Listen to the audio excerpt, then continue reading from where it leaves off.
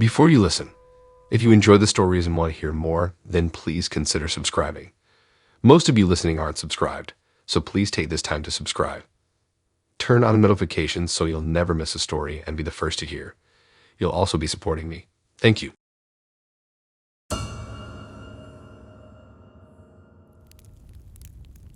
When my roommate first convinced me to try Tinder, I rolled my eyes. From all the drama and horror stories, it seemed like it was mostly just a sketchy hookup app, not for actual relationships. But she said I should give it a shot anyway, so I made a profile. I set my preferences for guys around my age, figuring that was safest. Then I started swiping. I have to admit, it was kind of fun at first seeing who matched with me. It was also super addicting trying to get more matches. I check it constantly, even more than I check social media. Soon I was regularly chatting with various guys. Some conversations fizzled out quick, but a couple guys seemed normal and nice.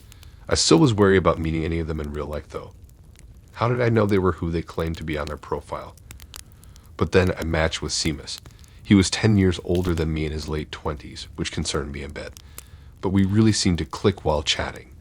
He was so witty and charming, and we liked all the same obscure bands and podcasts.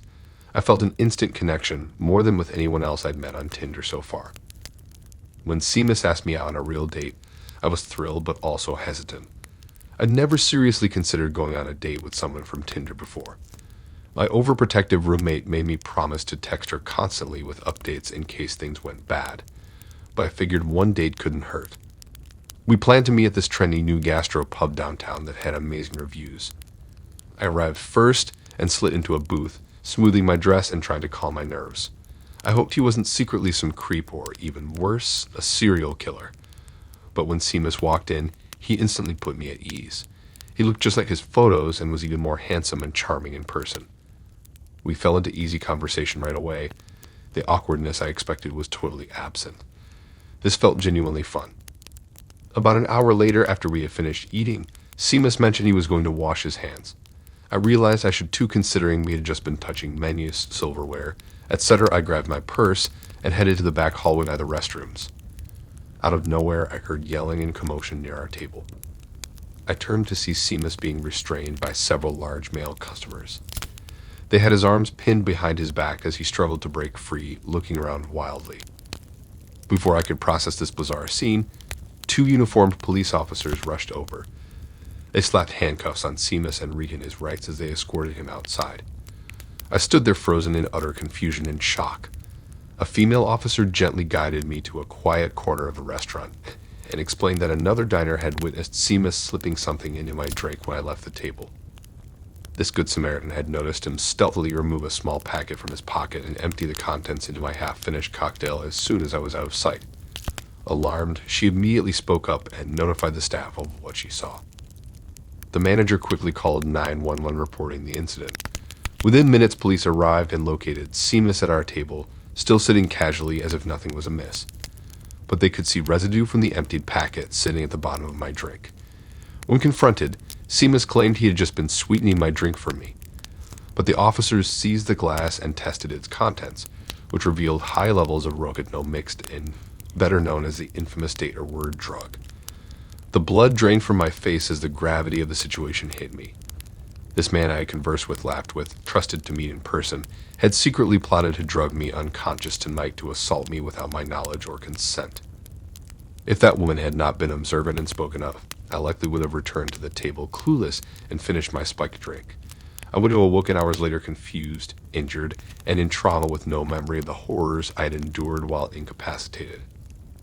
I felt violated, betrayed, and disgusted, realizing Seamus saw me as an easy target to take advantage of however he pleased. I meant nothing to him except an object to use for his own twisted desires. He knew slipping me a drug was the only way his evil plan would succeed.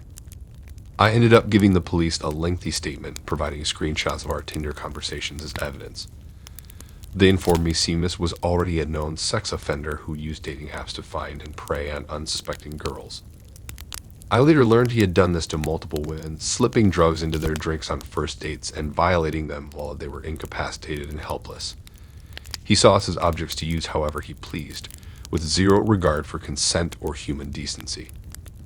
The chilling experience left me feeling violated, disgusted, and so grateful that I escaped becoming another of his victims.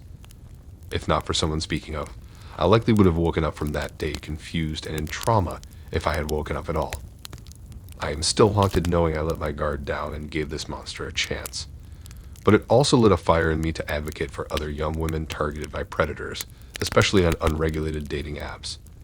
By sharing my story, hopefully others can avoid finding themselves in similarly dangerous situations.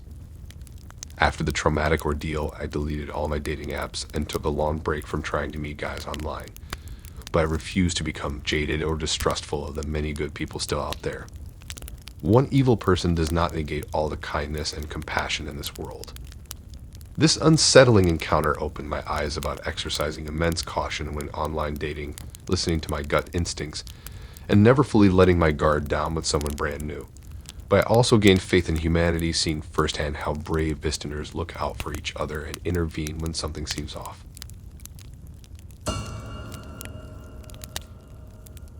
After what seemed like endless pestering from my friends, I finally caved and downloaded Tinder to see what all the fuss was about. Creating a basic profile with a few carefully curated pics of myself, I started swiping mostly just to humor my friends. I wasn't seriously expecting to match with anyone I'd be interested in. But to my great surprise, I quickly matched with a girl named Laura who was absolutely gorgeous, totally out of my league. I couldn't believe someone that attractive was into me. Reading through her bio, we seemed to have a shocking amount in common. I tentatively messaged her and found myself immediately drawn in by her quick wit and thoughtful questions that showed real interest in getting to know the real me. Over the next week, Laura and I messaged constantly, morning and night. She seemed fully invested in every detail I shared about my job, family, hobbies, and quirky preferences. In return, she readily opened up to me about intensely personal topics like past relationships and family drama. If I ever took a few hours to respond, she would flood my inbox with more messages asking if I was mad at her or bored of her. She seemed very eager to connect. While flattering at first, her neediness did strike me as a potential red flag down the line. But when she suggested meeting up for coffee, I was too thrilled by the prospect of seeing this gorgeous girl in person to worry about that. The afternoon of our date, I arrived early at the trendy new cafe she had picked, carefully choosing a table by the window where I could watch for her arrival. I was incredibly nervous, wanting desperately to make a good first impression on this girl who still seemed far too perfect to be genuinely interested in me. The moment Lara walked in the door, her face lit up and she waved excitedly, pulling me into an enthusiastic hug. "Andy, it's so amazing to finally meet you," she gushed. I was instantly put at ease by her warm, bubbly presence. We settled in with our coffees and she leaned towards me intently, hanging on my every word. I found myself opening up even more than over text about my hopes and dreams. She made me feel so interesting and funny. After about an hour of non-stop lively conversation over coffee, I gradually began to notice some subtle odd behaviors and comments from Laura that raised red flags. She kept casually name-dropping the cafe owner, various staff members, and even some patrons sitting nearby, chatting about them as if they were all longtime close friends. But none of them seemed to recognize or know her at all, despite her intimate knowledge of their lives. She also made random angry remarks out of nowhere about her awful ex-boyfriend, going on long rants about how she wished she had carried his precious BMW or slashed his expensive suits. Her eyes took on a slightly deranged look as she described the violent revenge fantasies she had imagined enacting on him and his possessions. I tried politely changing the subject several times, but she kept steering it back to him in all the ways she had been wronged. As the date went on, Laura became more and more irritated any time my focus was not 100% on her. When I casually mentioned maybe needing to head out in the next half hour, her entire demeanor instantly flipped from charming to ice cold. She demanded to know why I was suddenly so eager to rush off, asking in an accusatory tone if I had plans to meet up with another woman right after her. Despite my calm assurances that I simply had some errands to run, she became increasingly worked up and irrational. Her voice kept rising in volume as she berated me loudly, drawing the attention of other customers. I sat there paralyzed, at a total loss for how to handle the sudden explosion of unhinged rage directed at me by this girl who had seemed so sweet up until this point. Finally, the flustered cafe manager had to come over and intervene, politely but firmly telling Laura she needed to leave immediately due to causing a major scene. As she was escorted out while still screaming insults at me over her shoulder, All eyes in the cafe turned to stare at me. I sat there utterly mortified, my heart pounding with adrenaline. It suddenly hit me that this girl who had appeared so charming and normal was actually dangerously unstable. I had made a huge mistake in trusting her so readily. My friends helped me investigate Laura further online after my traumatic experience. We uncovered disturbing social media accounts proving she was still completely obsessed with her ex and seemed to be targeting any women he interacted with. I couldn't believe I had almost become the next victim of her bunny boiler rage. It made me so wary about meeting anyone again without vetting extensively beforehand. No more grabbing dinner at a nice restaurant alone with someone brand new from the internet. From now on, I would make sure first dates were low-pressure public environments that allowed easy escape if needed.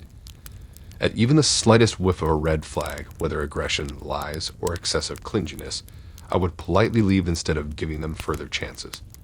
While most people are probably genuine, I learned the hard way not to fully let down my guard until I truly know someone and their intentions. After hearing all my friends talking nonstop about their crazy Tinder dates, I finally got curious enough to download the app for myself. I set up a basic profile with a few pics of me doing hobbies I enjoy. I figured I'd just try chatting with some new people for fun without any serious expectations. Soon I matched with a girl named Sam whose profile really caught my eye. She was gorgeous, seriously model material. Her photos showed her jet-setting around the world, hiking tropical mountains, lounging on yachts, and posing in front of famous landmarks. I was flabbergasted when she messaged me first, saying I seemed so chill and down-to-earth compared to the conceited guys she usually met. Sam and I really hit it off chatting every day through the app. She was curious about my life working as a mechanic, saying she found it refreshing to talk to someone so hardworking and humble. I was totally enamored with her adventurous lifestyle too, living like she didn't have a care in the world. Whenever I would mention meeting up in person though, Sam always had an excuse for why she couldn't. Usually she claimed she was away traveling for a photo shoot or event. While disappointing, I understood how busy her glamorous life kept her. After a month or so of constant messaging, Sam finally said she'd be home for a bit and would love to get together. We made plans to meet up for a low-key brunch date that Saturday so we could finally meet in real life. I'll admit I was incredibly nervous as the day approached. What if she realized I was just an average boring guy in person compared to the jet-setter she usually dated? But I reminded myself we had an undeniable connection and she was clearly interested. When Saturday arrived, I got to the restaurant 20 minutes early, carefully picking a table with a good view of the entrance so I could watch for Sam's arrival. I fidgeted nervously with the silverware as I waited, but 10 o'clock came and went with no sign of her. 15 minutes passed, then 20, then 30. I kept checking my phone, but there were no messages from her. I texted Sam asking if she was on her way. No response. I started to feel queasy as I realized I had likely been stood up. The pitying glances from the waitstaff as I sat there alone pulled the final nail in the coffin. I couldn't take waiting there any longer, so I dropped some cash for the water I'd barely touched and hurried out. I spent the rest of that weekend moping, feeling dejected. Why would someone I had bonded so deeply would just stand me up without a word? And why wasn't Sam answering any of my messages post-no-show? The whole situation seemed bizarre and out of character for her. An even stranger twist came a few days later when I was scrolling mindlessly through Instagram and randomly stumbled upon a familiar face, the model from all of Sam's glamorous travel photos. I realized with horror that this famous influencer's images were obviously just lifted from the internet. Scrolling back through our conversation, that's when I put it all together. Sam was completely fake too. There was no jet-setting adventurer, just someone using photos of a model to catfish guys on Tinder. I had been played. Pretty quickly I'd uncovered the scheme. The catfish would bait guys with the model's pics, then make excuses to not meet up. Once the guy was completely emotionally invested, Sam would fabricate an emergencies, stolen wallet, sick relative, and ask to borrow money they obviously never paid back. I felt like such an idiot looking back at all the personal details I had shared and emotional energy had invested in Sam. Turns out her overseas adventures, wealthy lifestyle, and interest in me were all fake. Clearly I had been targeted as a knave money source from the very beginning. My friends helped me report the fake accounts to Instagram and Tinder, but Sam's photos and dating profiles were untraceable after that, like she had never existed at all. It was a chilling lesson about keeping your guard up with online strangers. Now I'm much more skeptical chatting with matches and looking for catfish red flags. I do video chats before meeting up to make sure they actually look like their pics, and any excuses to not meet soon, I take as major warnings. While most people online are honest, there are scammers out there looking to manipulate. I'm just grateful I learned that lesson without losing any money, and without becoming jaded about the many wonderful connections the internet can also foster. This experience made me think hard about my own motivations too. And I'm more focused on looks and status than deeper qualities that actually matter. Maybe if I hadn't been so dazzled by Sam's fake glam life, I would have noticed sooner something was amiss. At the end of the day, I'd rather have an authentic connection with someone real, even if their life seems totally ordinary on the surface. It's the genuine emotional bond that counts, and those only formed through honesty. I may get catfished again someday by another set of convincing fake photos, but I won't let it undermine my faith in humanity or make me afraid to put myself out there. Thanks for listening in. If you like these stories and want to hear more, then please subscribe and like and support this new channel. We have more stories for you to listen to.